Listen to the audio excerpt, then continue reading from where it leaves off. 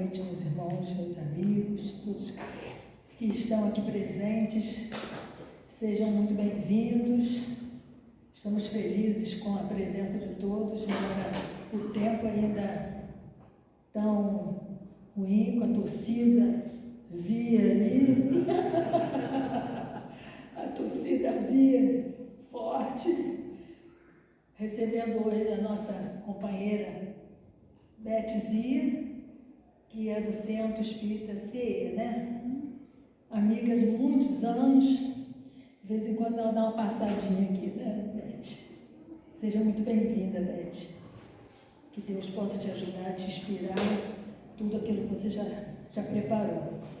Então, agradecidos pela presença física, presença espiritual, os amigos que nos resguardam, né, que nos assistem. Nós vamos fazer uma página para preparar mais o ambiente, vamos prestar atenção para depois nós fazermos a nossa prece inicial.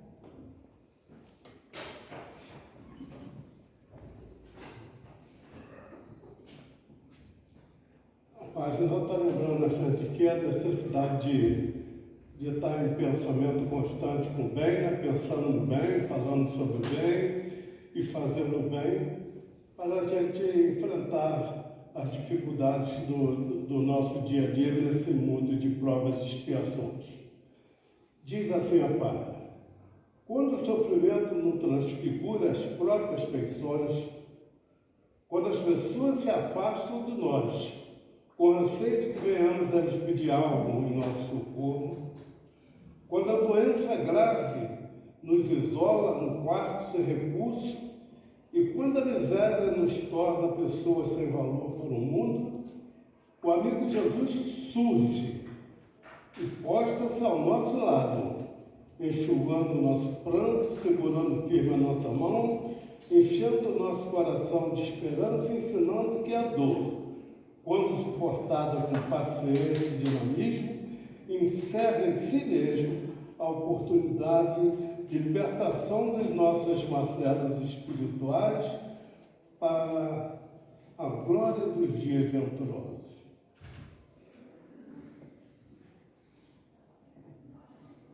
Então vamos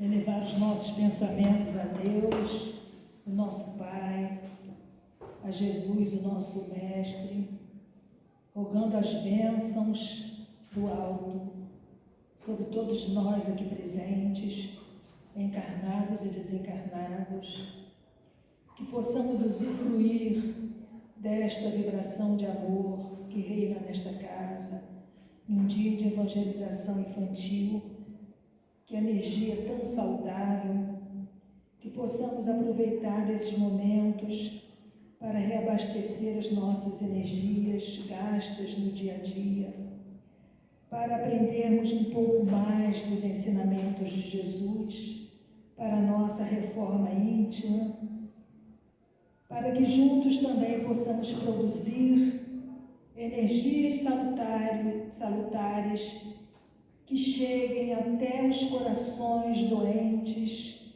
aos enfermos do corpo ou da alma, que as energias do bem e do amor atinjam a nossa cidade, nosso estado, nosso país.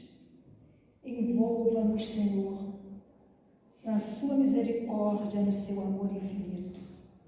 E que a nossa amiga Beth, que hoje fará o uso da palavra, que possa também ser envolvida pelas vibrações salutares desta casa.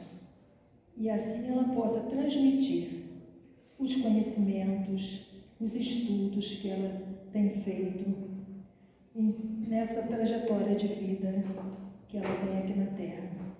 Que Deus a abençoe, que Deus a ilumine e que possamos juntos, vibrando pela nossa irmã, realizar essa tarefa na noite de hoje. Que assim seja.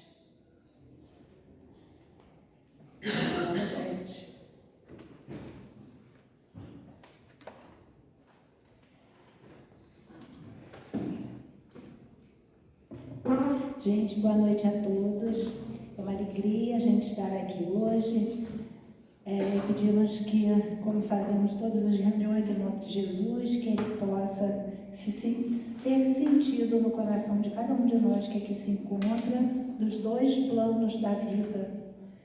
E também desses corações que vamos citar hoje, que são personagens desse livro aqui, que traz tantas lições para todos nós, dos seus autores encarnados, a Ivone do Amaral Pereira, a nossa gratidão por ter entregue a sua vida a trazer para nós essas mensagens, essas lições, e a doutora Bezerra, que foi aquele zelador da tarefa dela e que zela por todos nós. Então, que eles recebam também a nossa gratidão. E não podemos deixar de lembrar aqueles que são os personagens dessa história, que permitiram que a história deles chegasse até nós. São histórias reais e sabedores do que eles passaram. Nós podemos, assim, evitar muitos desacertos e também trilhar exemplos que eles nos deixaram. Muito bem. O livro que nós vamos ver hoje, nós vamos ter que fazer um milagre de colocar numa caixinha de 50 palitos de fósforo, colocar uns 100 ou 150, porque o livro é um tesouro de lição, esse livro aqui, e a gente tem só alguns minutos, mas vamos ver o que a gente consegue trazer daqui. O livro chama-se A Tragédia de Santa Maria. Dr. Bezerra prefacia esse livro em 1956. Muitos aqui nem tinham nascido ainda.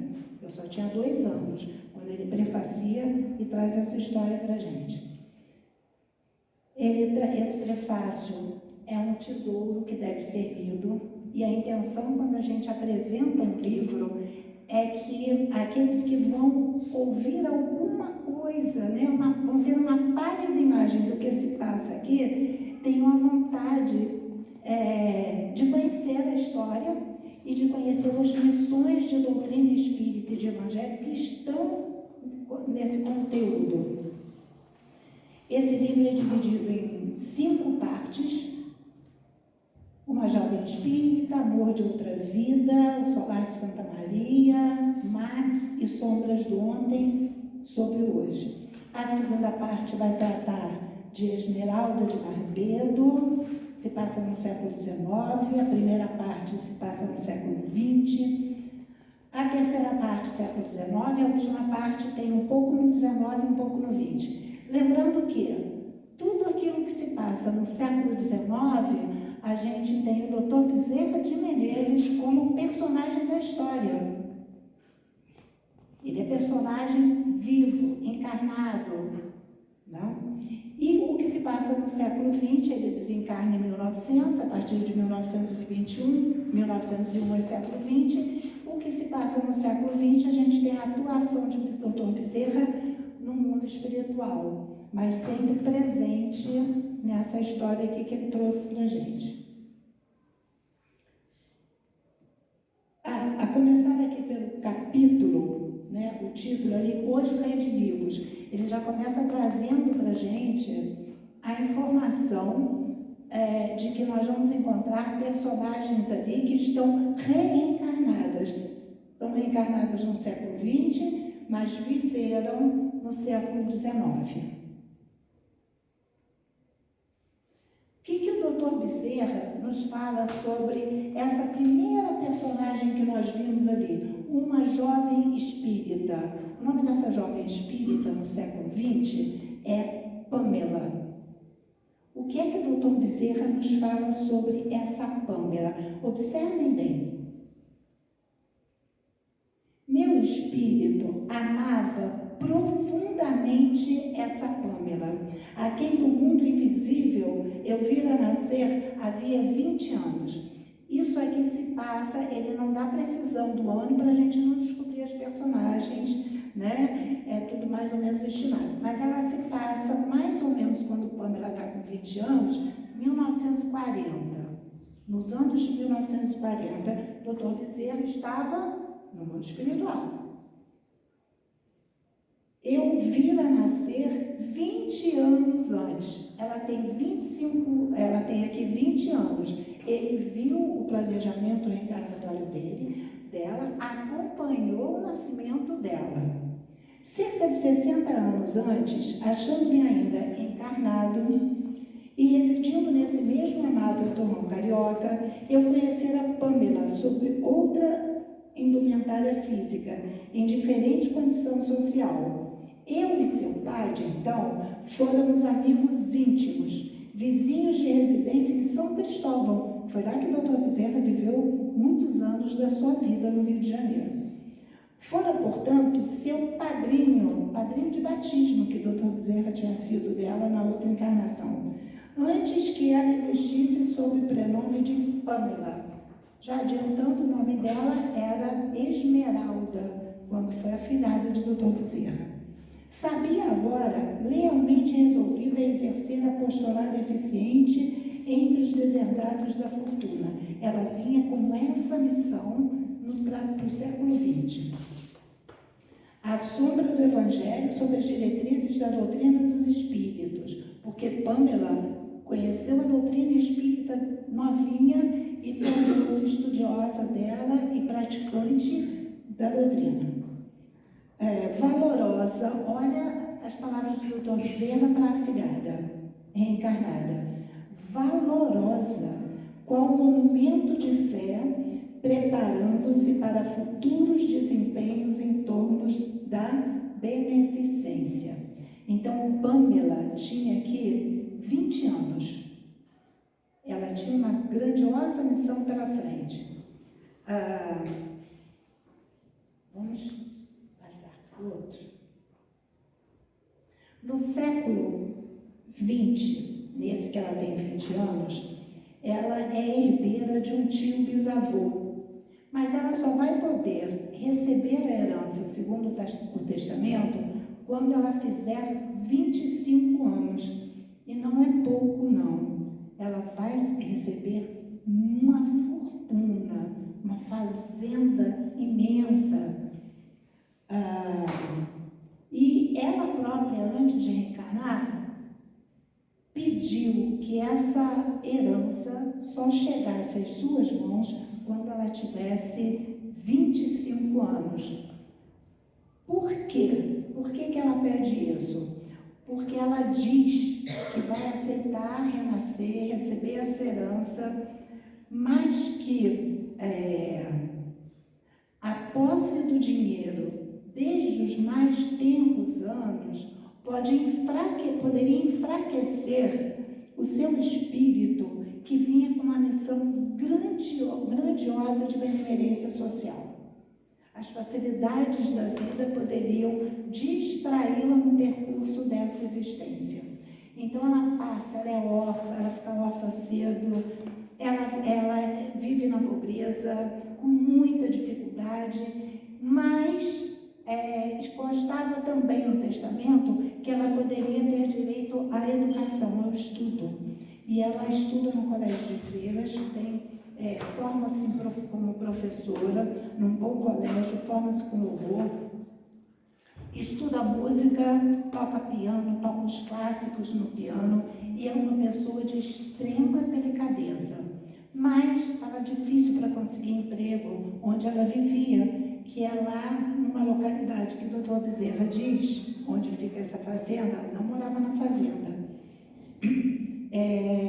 Fica ao sul do estado do Rio, numa pequena cidade que pode ser Vassouras, pode ser Barra do Piraí, e essa pequena cidade, ela viveu da mão escrava durante o seu ciclo de café. E esse tio bisavô dela era o dono de uma fazenda lá. Ela é também médium. Ela é médium ostensiva. Ela tem visão, ela tem fortes intuições e ela vai ao Rio de Janeiro à procura de emprego, chega lá com 20 anos, passa por muita dificuldade e somente consegue se empregar numa oficina de costura, é o que ela consegue. Sofre uma série de tentações que jovens sozinhas na cidade enfrentam, também naquela época, mas ela consegue vencer todas essas tentações e suporta todas as dificuldades sem lamúrias. Aos sábados ela vai para a casa espírita, onde ela busca, assim, muita força para enfrentar o seu dia a dia, e todas as noites, antes de deitar, ela lê o Evangelho segundo o Espiritismo, faz a sua oração para que ela consiga vencer esses anos difíceis pelos quais ela está passando. Acontece que Pamela tem um capítulo desse livro que chama Amor de Outra Vida.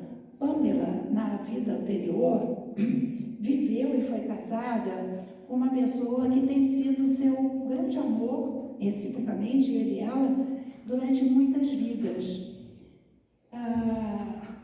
E o nome dele, na outra vida, é Bentinho. Ela, no século XIX, Esmeralda. Nessa vida agora, nessa encarnação, o planejamento deles foi: ela nasceu no Brasil, ia receber essa herança aos 25 anos, e ele não nasceu no Brasil, ele nasceu na Suíça, em Zurique. A gente vê que quando a coisa tem que acontecer, os encontros têm que se dar, eles vão se dar de qualquer forma, desde que tenha havido um planejamento para aquilo. E aí, nós vemos lá no Livro dos Espíritos uma pergunta, né, que o Kardec faz aos benfeitores: se duas pessoas que se conhecem podem se visitar durante o sono. A resposta, a gente que estuda a doutrina espírita sabe, sim, nós não ficamos presos ao corpo, né? Nós temos várias interpretações do que se dá durante a nossa noite de sono. Uma delas é o desdobramento e o encontro de pessoas queridas, encarnadas ou desencarnadas. E Max falava alemão, essa região lá falava alemão, e ela aqui falava português. Mas o que acontecia durante o sono? Pamela tinha muitos méritos, né? A gente percebe isso pelo que o Dr. Bezerra fala dela. Ela se desdobra e, com a ajuda de Dr. Bezerra, ela vai para Zurique e encontra o seu amor lá reencarnado. Ele tem 5 anos a mais que ela está com 20, ele com 25. Eles se encontram e eles têm lembrança da última vida, os dois desencarnados, e do idioma que eles falavam, que era o português, que ele falava, e ela continua falando português. Então, lá, em desdobramento, eles falavam em português, não era linguagem de pensamento, porque isso se dá em outras esferas e não em esfera tão próxima da Terra. E eles conversavam.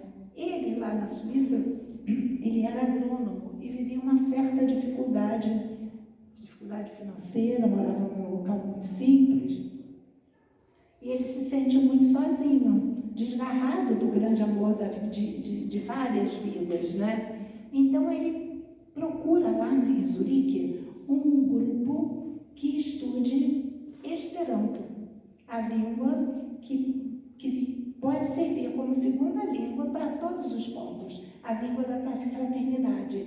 E ele estuda Esperanto em Zurique e pede a ela que estude Esperanto aqui no Brasil também, para que eles possam se encontrar pelo Esperanto. E ela faz, ela não lê, nenhum dos dois tem consciência do sono quando eles acordam, mas ela trouxe a intuição. E como tinha muitos méritos e sintonia com o mais alto, Dr. Bezerra conseguia acionar e fazê-la ter interesse. E não era difícil, naquela época era talvez, não sei se mais fácil, ou a mesma coisa que hoje, encontrar o Esperanto no centro espírita. Então, para ela não foi difícil, ela estudou Esperanto, não só estudou para se comunicar, como ela começou a colaborar, ela tinha um espírito colaborativo com muitas revistas. E um belo dia, ela vê uma revista no Centro Espírita com um artigo em Esperanto de um agrônomo suíço, chamado Maximiliano.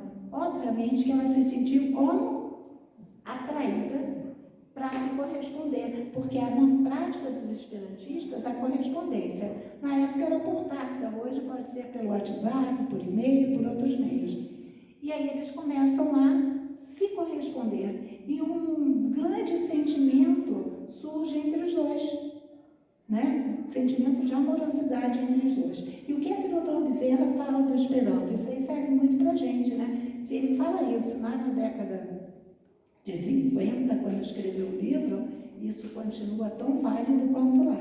Ele diz assim, dizeres do Dr. Bezerra, o Esperanto está a serviço da fraternidade, como beneficência a serviço do amor.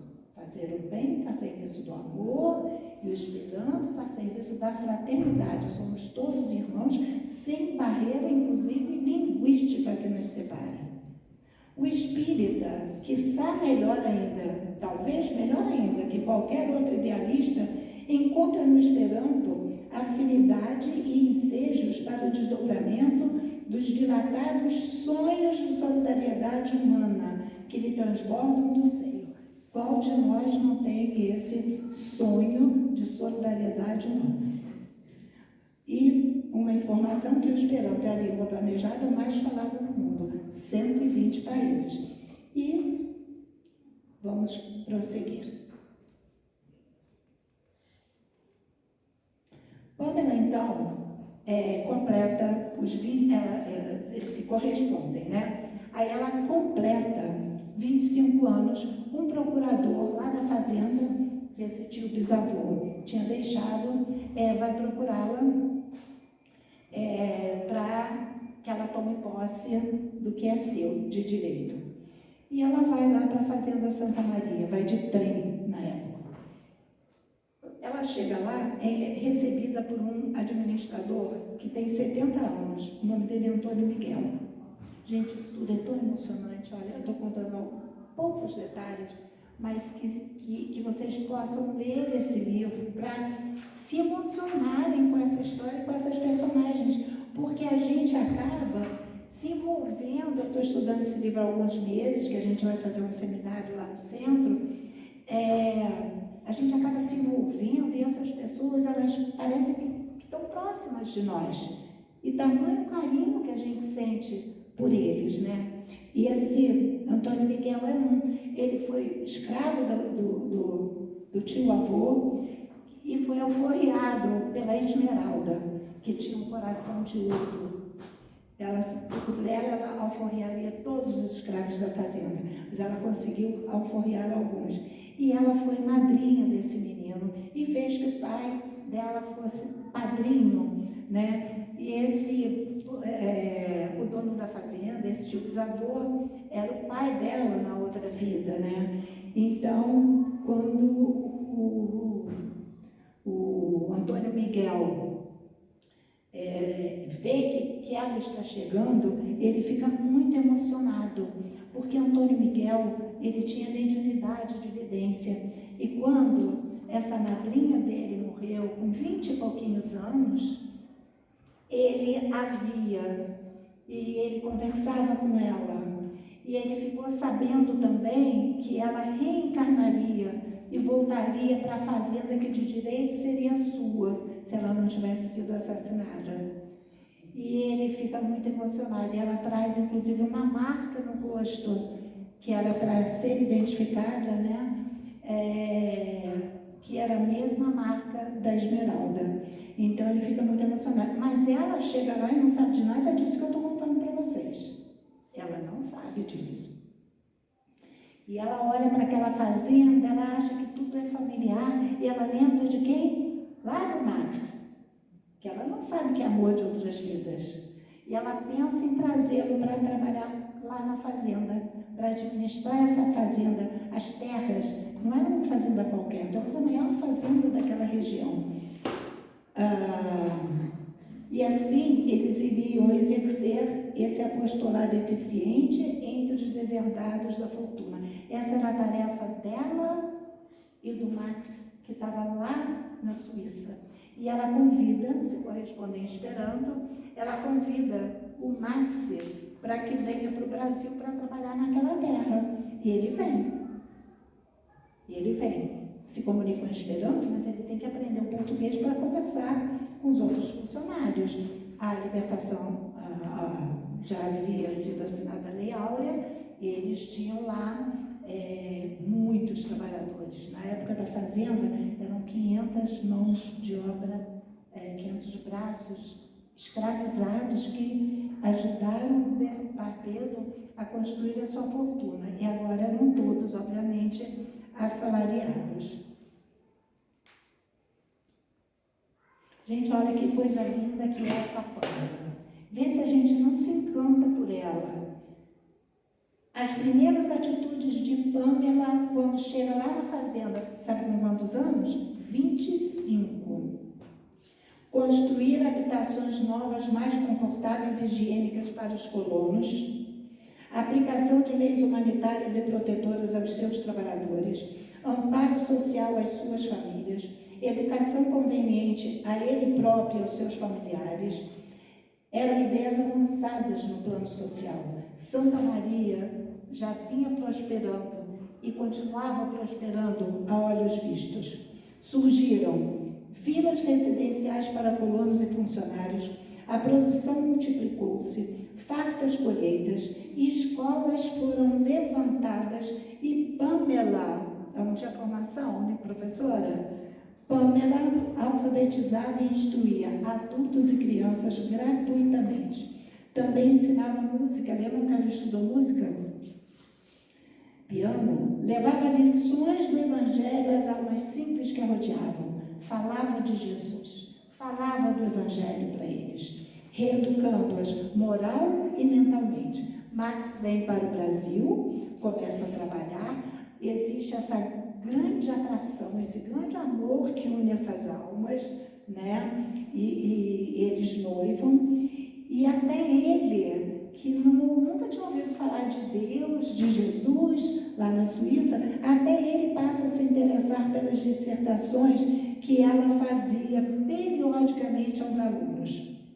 Os nomes de Pâmela naquela fazenda e de Max eram abençoados. Tudo sorria em Santa Maria, depois de cerca de 60 anos de desoladora quietação. Porque há 60 anos atrás havia acontecido naquela fazenda a tragédia que dá título ao livro, a tragédia de Santa Maria, quando essa Pâmela, ela é assassinada. O Bentinho, marido dela, casados há 2 anos e um pouquinho, era grávida do primeiro filho, ele é acusado de um crime que não cometeu, né?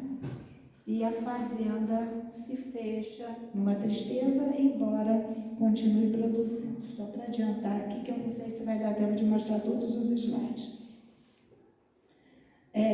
Na primeira parte lá do capítulo, no 5º, na primeira parte do livro, 5º capítulo, Sombras de Ontem sobre o de Hoje, é interessante que essas sombras de ontem, quer dizer, de vidas passadas, sobre a vida, sobre a nossa existência atual, elas acontecem para todo mundo.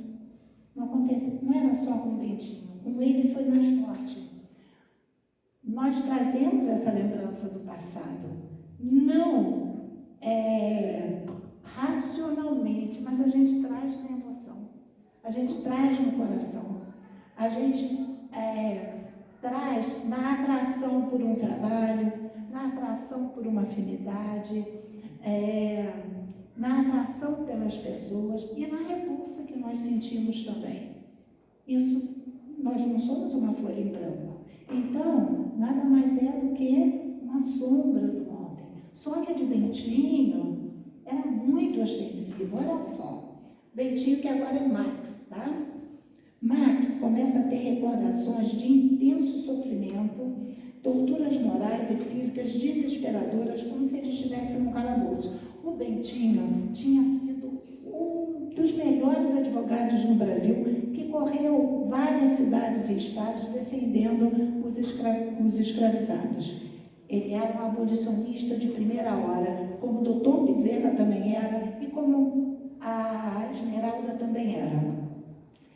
E nessa vida, ele se apieda de quem está na prisão, e começa a fazer visita aos presídios. Ele começou a fazer isso aqui no Brasil. Quando ele começa no Brasil a visitar os presídios, o presídio daquela cidade, ele começa a passar por isso.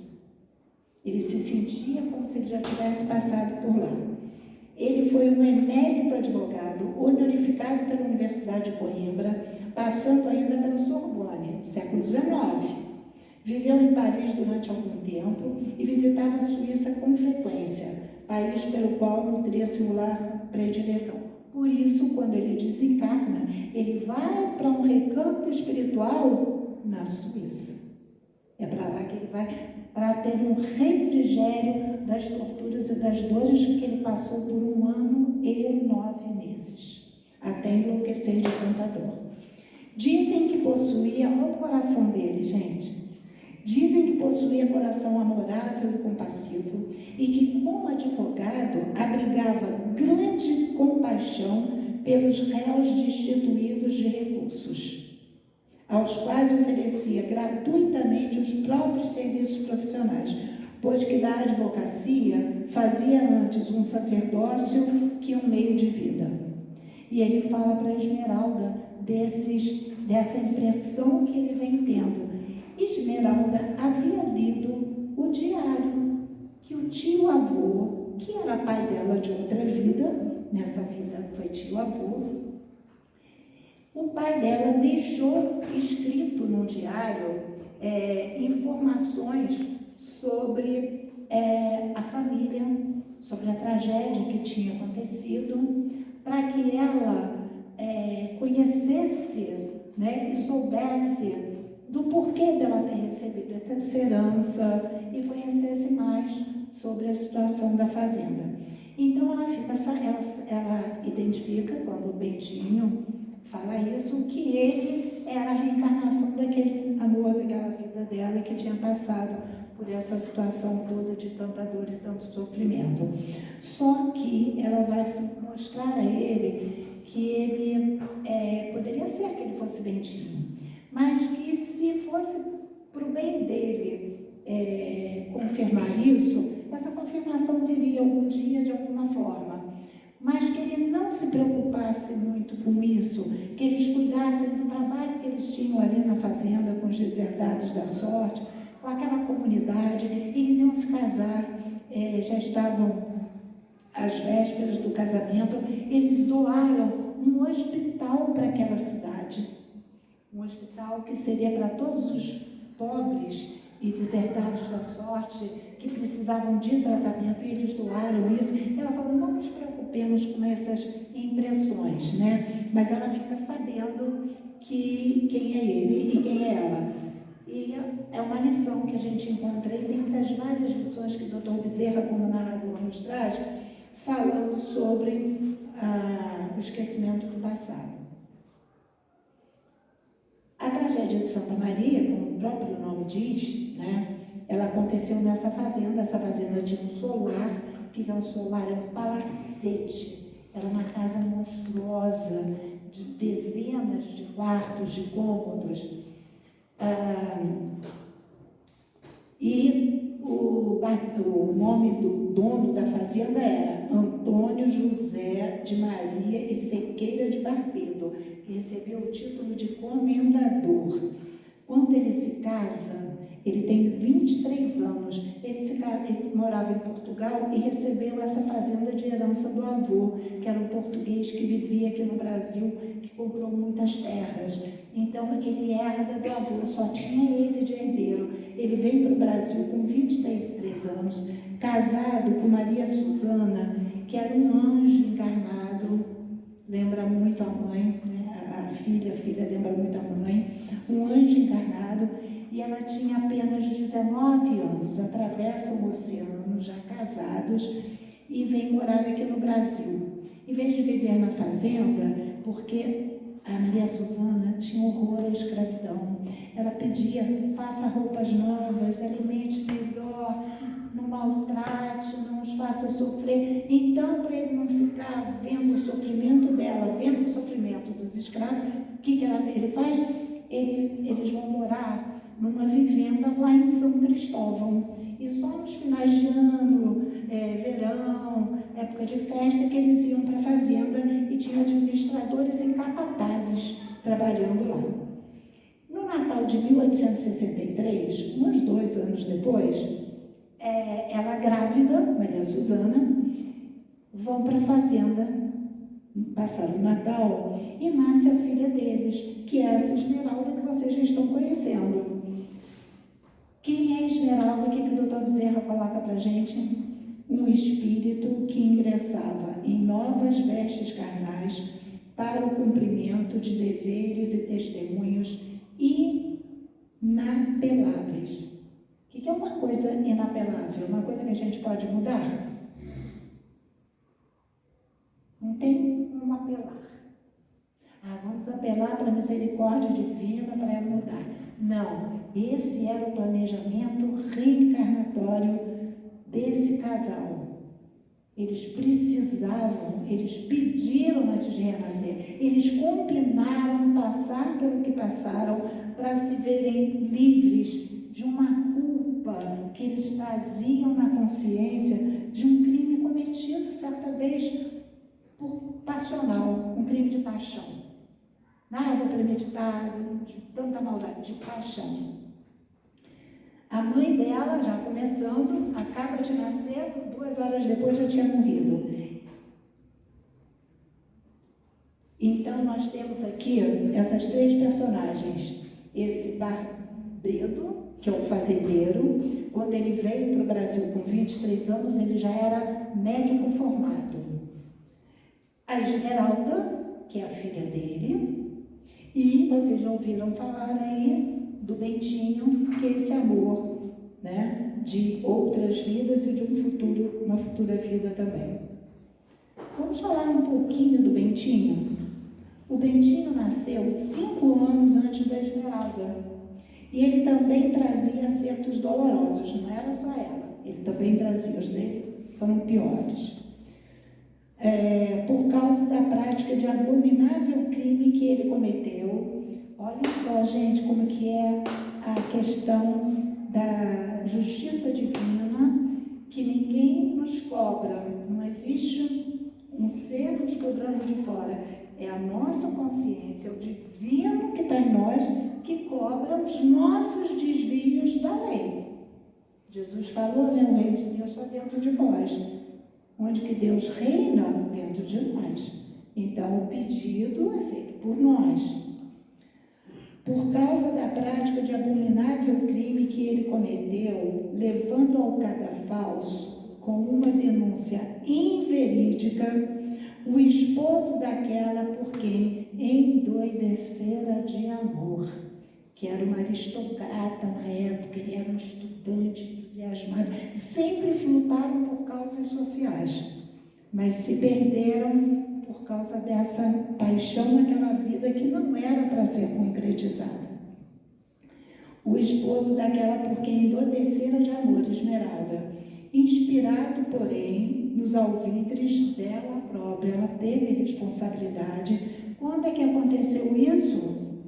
Nos dias de terror da Revolução Francesa, no século anterior, 1700 e alguma coisa, século XVIII. Deixei-me, diz Bentinho no livro, deixei-me arrastar ao delito que as leis divinas deveriam registrar. O caso de Santa Maria, qual é o caso de Santa Maria? O assassinato da Esmeralda e o Bentinho acusado injustamente, 1 ano e 9 meses preso no calabouço, sofrendo torturas físicas e morais até o ponto de enlouquecer, antes da sua libertação pela morte. Quem foi o caso de Santa Maria? O caso de Santa Maria, portanto, mas não foi que o reverso da medalha.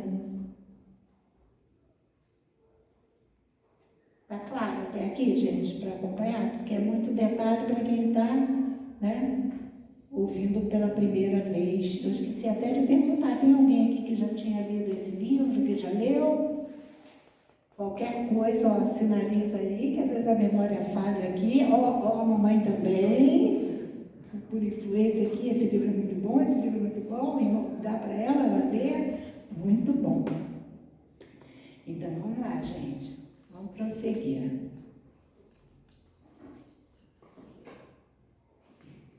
Barbedo, esse Antônio, fazendeiro, pai da Esmeralda, que ficou viúvo tão novinho, né? Adorava a esposa. Eu não tinha como não adorar, era um anjo de criatura. Ele era, lá dentro dele, generoso no íntimo e era honrado a toda prova. Era honrado nos negócios. Porém, ele ambicionava a riqueza para a independência própria e para o bem-estar dos descendentes, só para esses. Boníssimo no lar, sincero amigo, mas excessivamente severo com os desgraçados escravos, como diz o Dr. Bezerra de Menezes. E como os comprava, considerava-os exclusiva propriedade sua, sem qualquer sentimento de solidariedade. Vendia-os sem se preocupar com laços afetivos que tinham. Pois ele vende uma escrava de 15 anos, que morava lá com o pai e com a mãe, né? Tinha nascido lá. Ele vende para uma outra família, ela não quer ir, ela se suicida, lá tinha um lago nessa fazenda, ela se joga no lago. O que ele faz? Ele manda os dois para o tronco, pai e mãe, açoitados até arrancar a pele dos dois, porque não impediram a morte da filha. Esse era o Barbedo. Esse era. Eu preciso chegar no final para vocês verem a grande transformação desse homem com o Evangelho e com a doutrina espírita. E com a presença de Bezerra na vida dele. Esquecia-se Barbedo, Dr. Bezerra, depois que eles se conheceram, falava que marcava seu futuro com responsabilidades cuja gravidade o faria tremer se lhe fosse concedida a possibilidade de descortinar as linhas do porvir. Se ele pudesse ver o futuro. Aí diz Dr. Bezerra, mas ele era simplesmente a mentalidade da época, o caráter mais marcante de um senhor de escravos, da maioria. A minoria lutava pela libertação, como Bentinho, né? Ele era escravagista. Então, nós vimos que a Esmeralda nasceu em dezembro, não foi? Nasceu no Natal. Ela nasce no Natal. A mãe morre. E o pai com uns 25 aninhos, 20 e pouquinhos. E aí, os amigos levam o Barbedo da fazenda para onde? Para São Cristóvão. Porque ele entrou em desespero. Ele ficou insano. Ele só chorava. Ele blasfemava. Levam para lá.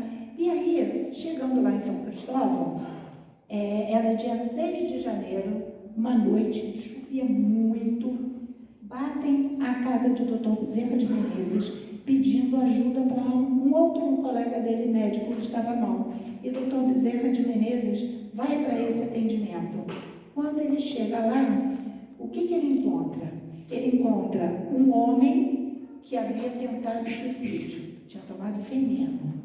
Encontra uma menina recém-nascida, que não tinha um mês ainda, que está, deixa eu colocar aqui, gente, que está muito mal, pneumonia, uma respiração difícil, que o Dr. Bezerra detecta que é uma pneumonia. E aí o Dr. Bezerra não era espírita, ele não era espírita, isso foi em 64. Né? O Dr. Bezerra só foi se tornar espírita com 45 anos. Aqui, a idade dele era 30 e pouquinhos.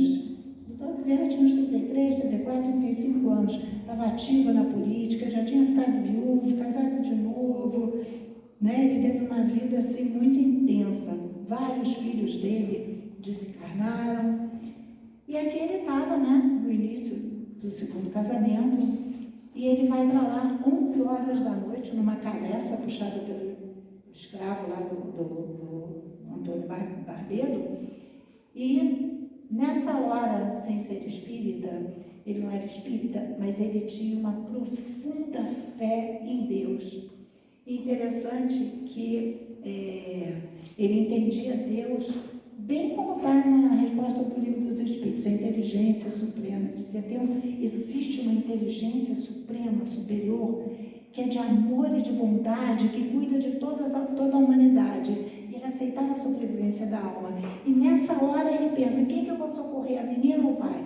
E ele faz uma oração para Deus, e começa lá o socorro ao pai, a menina, fica lá até às 3 horas da tarde do dia seguinte, na casa de uma pessoa que ele não conhecia até então.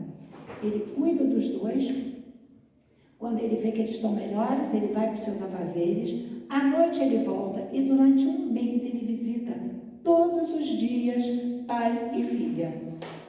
Surgiu aí, não por acaso, afinidades especiais.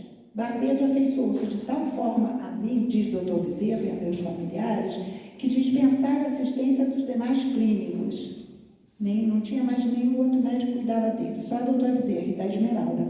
Se tornaram compadres. Ele convida Bezerra e a esposa para batizar quem? Esmeralda, padrinho da Esmeralda. A hora que o doutor Bezerra fala da Esmeralda com 5 anos, aos 5 anos de idade, ela não consentia que se castigassem os escravos. Ela já trazia esse coração amoroso de berço, feito a mãe. Frequentemente era encontrada entre os negros, pelos jardins ou mesmo nas senzalas, sentada no joelho deles, divertindo-se com suas graças e travessuras ou a brincar com as crianças cativas de sua idade. Cada roupinha que ela ganhava, aquelas crianças escravizadas tinham que receber uma roupinha igual. Um sapatinho que ela ganhava, eles tinham que receber um igual. Assim era a Esmeralda. Então, o que o pai faz? Manda a Esmeralda para Portugal, porque estava complicado, uma filha convivendo desse jeito com os escravizados, e quem sabe ela indo para Portugal voltaria, né, diferente de lá.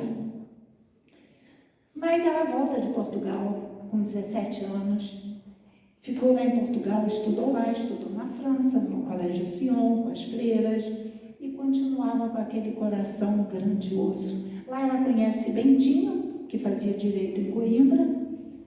Novamente, eles se enamoram, como na vida passada, não poderia deixar de ser, eles se enamoram, mas Bentinho, namorando a Esmeralda lá, quando eles estão para vir para o Brasil, ele tem um pressentimento que alguma coisa boa não vai acontecer se eles vierem para o Brasil.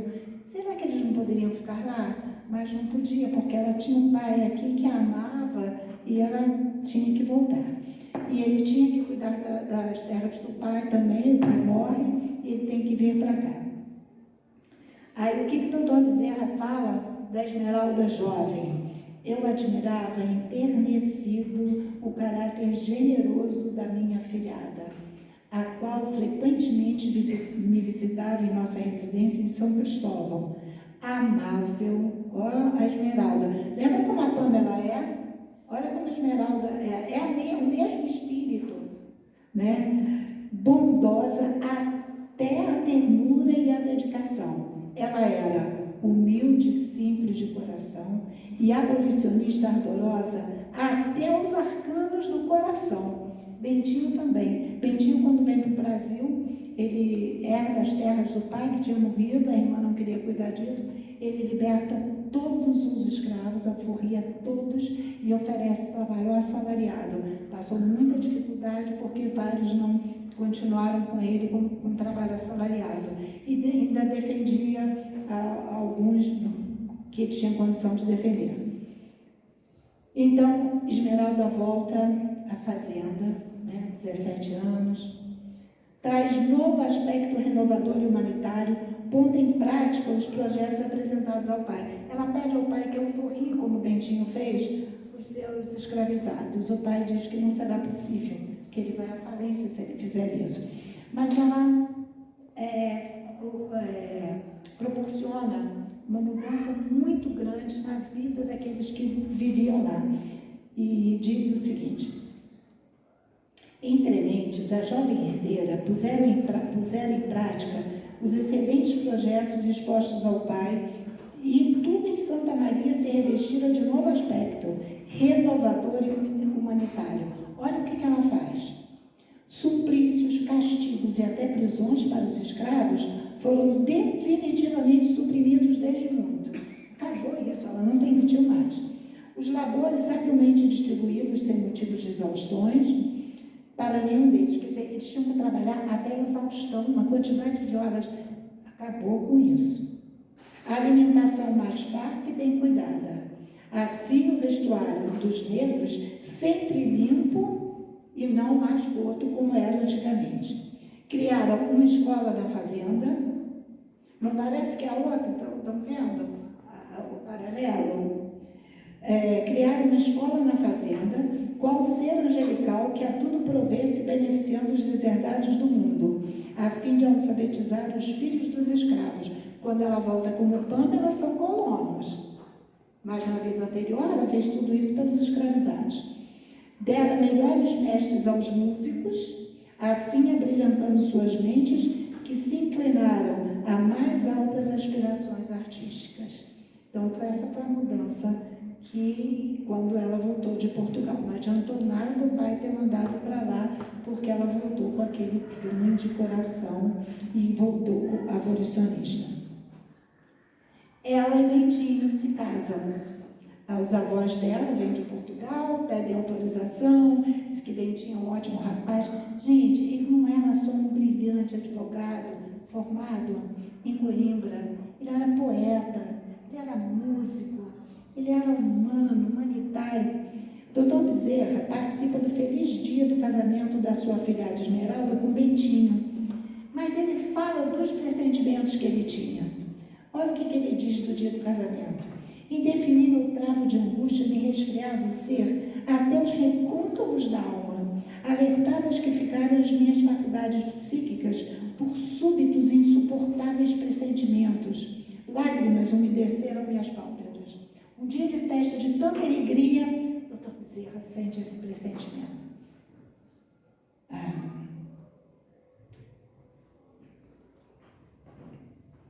Emmanuel, no livro Vida e Sexo, diz o seguinte no capítulo 9.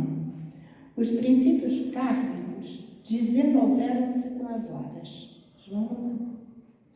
Provas, tentações, crises salvadoras também, ou situações expiatórias surgem na ocasião exata, na ordem em que se nos recapitulam oportunidades e experiências.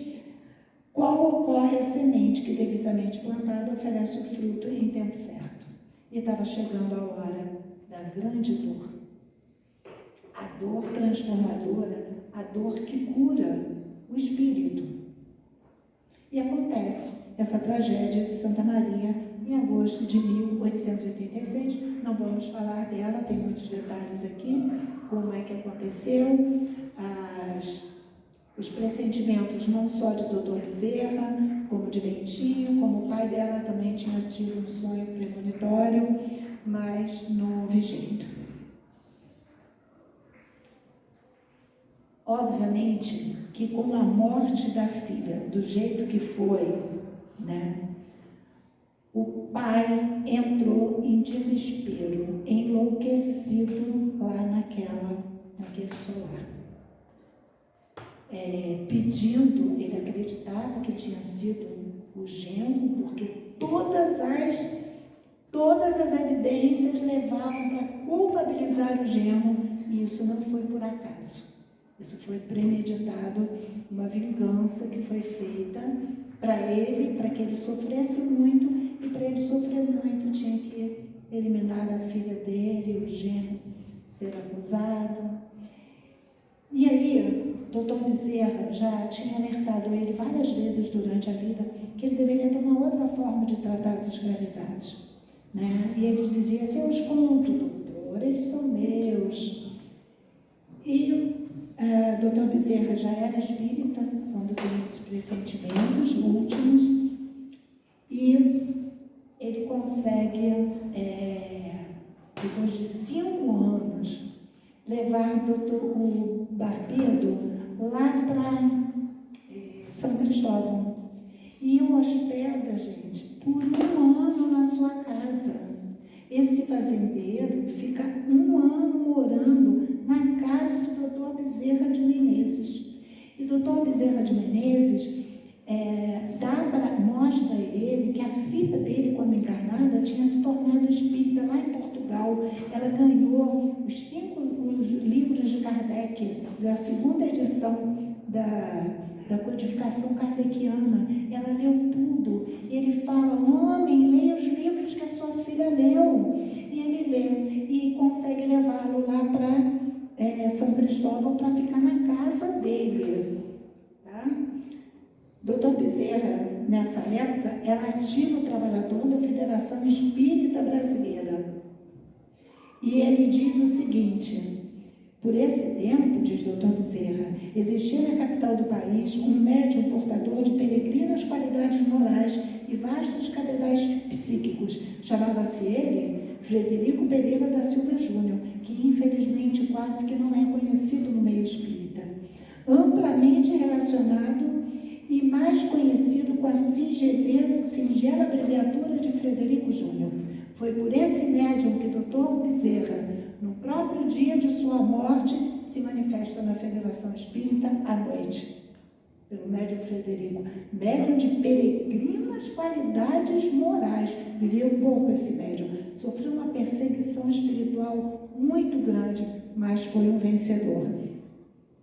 O Barbedo conhece o Espiritismo e o Dr. Bezerra o leva para participar daquilo que a gente chama hoje de cartas consoladoras, né, que vai até ter o evento aqui, com Orlando Noronha, e tem acontecido em Petrópolis.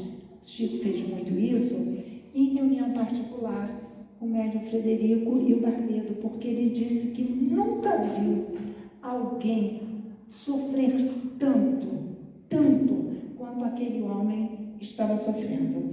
E ele recebe comunicação da filha, ela passa a ser um anjo bom, um anjo protetor desse homem. São espíritos ligados de muitas vidas, e uma transformação enorme se dá.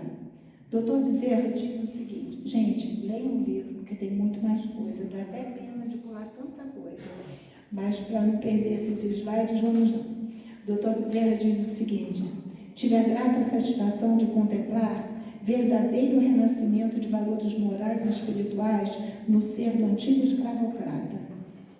Raramente outro adepto da doutrina codificada pelo eminente Allan Kardec terá feito renúncias tão completas, olha só, e compreendido em tão pequeno espaço de tempo e tão amorosa e fraternalmente a magnificência das instruções dos Espíritos, catalogadas habilmente no livro Áureo dos Espíritos, que é o Evangelho segundo o Espiritismo, que era o livro de cabeceira que ele procurava pautar a vida dele toda ali pelo Evangelho segundo o Espiritismo. Tomando para si mesmo todas aquelas advertências do livro, todas advertências sublimes, ele procurou pautar os próprios atos à luz dos ensinamentos que ia diariamente colhendo e assimilando. Numa época em que seria talvez desdouro ou belo pensar o indivíduo de modo diferente da grande maioria. O Evangelho era o seu grande mestre e ele se reeducava, resignado ao murmúrio celeste de vozes como estas, em verdade provenientes das apondoradas passagens de além-túmulo, como tanto desejara ele para sua própria edificação. Aquela mensagem do Evangelho que fala, chamam caridade, né? Ele seguia essa mensagem. Barbedo, resignado, esforçando-se para combater o orgulho, passou a viver ao lado dos sofredores e dos simples. Voltou a clinicar a pedido de Esmeralda e nunca cobrou uma única consulta. Ele tinha o rendimento da fazenda, que ficou por conta de administradores, não voltou mais para a fazenda. E, para a gente ir terminando aqui, Bentinho, quando ele desencarna, o Barbedo achava que ele era culpado, né? Aí eu lembro da pergunta que o Alexandre me fez, que muita gente que não leu o livro deve se fazer. E ele descobre um dia que não foi o genro, ele descobre, não pelos espíritos, mas a própria pessoa que o assassinou, que era uma pessoa de dentro de casa, confessa isso. E ela fez isso num momento de muita raiva que sentiu pelo modo como foi tratada por ele. Então, ele vindo a saber que era essa pessoa que tinha feito isso, ele teria culpa, né, por tê-la tratado dessa forma e levado a cometer esse crime. Então, imagina a dor, ele descobriu sim, imagina a dor desse homem saber que o seu genro, que tinha ficado no calabouço 1 ano e 9 meses, e que ele pedia que ele fosse mais açoitado do que estava sendo no presídio, e também os escravocratas queriam a morte de Bentinho porque ele lutava por algo que para eles seria prejuízo, né? Então ele tinha muitos inimigos. E aí o doutor Bezerra pergunta: será que não teria outro jeito de acontecer tudo isso? Né? Essa tragédia aconteceria? Sim, ela aconteceria, mas se ela poderia vir de outras mãos e não dessa mão dessa pessoa dentro de casa, né? O Bentinho tinha muitos inimigos, podia vir por parte de escravocratas, por exemplo, né? Mas não, veio de forma que ele passou por essa culpa, e todas as noites, todos os dias, ele orava quando ele descobriu, em prantos, pedindo perdão ao Bentinho. Vocês já pensaram que quer viver o resto da vida assim? E o doutor Bezerra morreu antes dele, ele ainda fica alguns anos sem esse grande amigo. Gente, olha que coisa linda para a gente encerrar aqui. Lá na erradicidade, na Suíça, o doutor Bezerra vai até lá, no plano espiritual, visitar Bentinho, conversando com... Então, temos isso aqui. Bentinho conversando com o doutor Bezerra na erradicidade, em região espiritual da Suíça, antes do seu retorno como Max, quando Bezerra lhe pergunta se havia perdoado o sogro Barbedo. É a grande lição, gente, que vai vir agora. Diz ele: expiei, doutor, duramente, refletindo-me no reverso da medalha, absolutamente, não conservo do meu caro comendador o menor resquício de rancor, sequer recordação chocante ou amargurosa. Somos velhos companheiros de migrações terrenas, reencarnados, um ao lado do outro, ora aqui, ora ali, unidos ou aparentemente desunidos durante os entrechoques das existências, em que muitas vezes nos vimos colocados em situações difíceis, em circunstâncias melindrosas ou dramáticas. Ele não me odiava, eu bem o sei, sofria acremente, excruciantemente, supondo-me réu do hediondo crime. E hoje o vejo arrependido e dolorido, diariamente evocando minha lembrança entre lágrimas e orações e súplicas de perdão. Nele não compreendo senão um mero instrumento para um resgate terrível em débito na minha história de espírito pecaminoso. Instrumento enseguecido pelo excesso de dor ou de revolta, oriundo de um grande sentimento de amor para com a filha, o ser que ele mais tem amado através de muitos séculos. Gente, sem perdão a gente não vai para frente. Não vai para frente. E esse livro dá a lição para a gente do perdão. É a lição do perdão. Peraí, eu acho que eu estou voltando em vez de fechar aqui. Aí, fechando, é o último agora mesmo. Esse doutor Bezerra assiste o casamento de Pamela com Max, só que ele não está encarnado agora. Ele está lá no plano espiritual, ele acompanha essa filhada.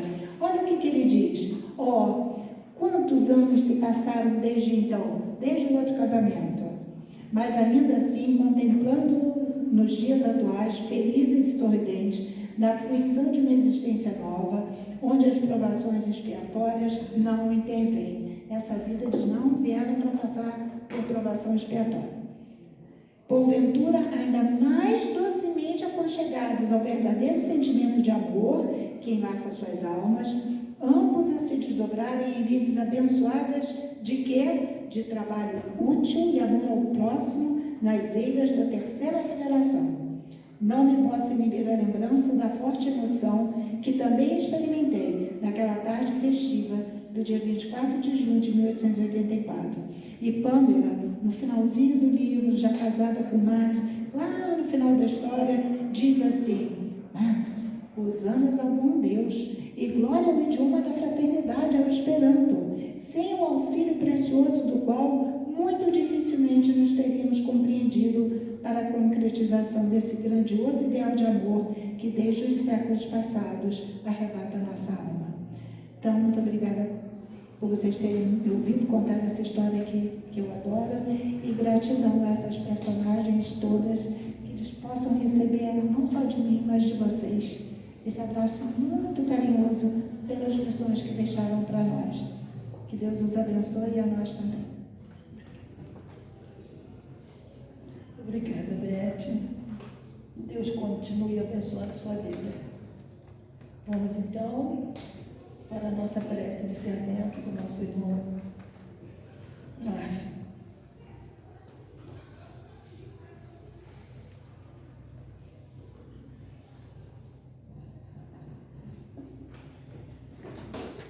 Vamos, nesse momento, fechar os nossos olhos em agradecimento a Deus pelo momento que vivemos aqui, com essa história que com certeza vai marcar durante um bom tempo o nosso pensamento. História que fala do perdão, do compromisso e que nos mostra a importância do conhecimento, mas principalmente da prática dessa doutrina tão consoladora em nossas vidas. Que todos que aqui estão, nós encarnados e os desencarnados, que muitos que vieram hoje em especial para conhecer um pouco mais dessa obra, também possam sair daqui bem melhores do que quando aqui chegamos. Que possamos, acima de tudo, um coração feliz pelo que ouvimos aqui, sentirmos essa paz e levarmos essa paz para os nossos lares. Que assim seja. Então, nós vamos passar para a segunda parte, aplicação do passe. E lembrando que sábado agora retorna a atividade do grupo de mãos dadas, às 10 horas. É o grupo que atende aos enlutados. Tem sido, sim, muito satisfatória essa reunião. E também pedir que quem estiver trancando lá o estacionamento sejam os primeiros a receber o passe. Não precisa fazer aquela fila, não, porque senão dá muito tumulto ali por causa das crianças, aí fica um pouco perigoso, tá? Quem estiver trancando o estacionamento, toma o passe e já vai saindo, né? E eu gostaria de saber se tem alguém visitando a gente aqui pela primeira vez, está vindo na nossa casa. Seja bem-vindo, seja mais... Ah, que beleza, 3 pessoas. Sejam bem-vindos, tá? Aqui nós temos um livrinho para dar para vocês, tá? Na hora que vocês forem receber o passe, vocês peguem aqui,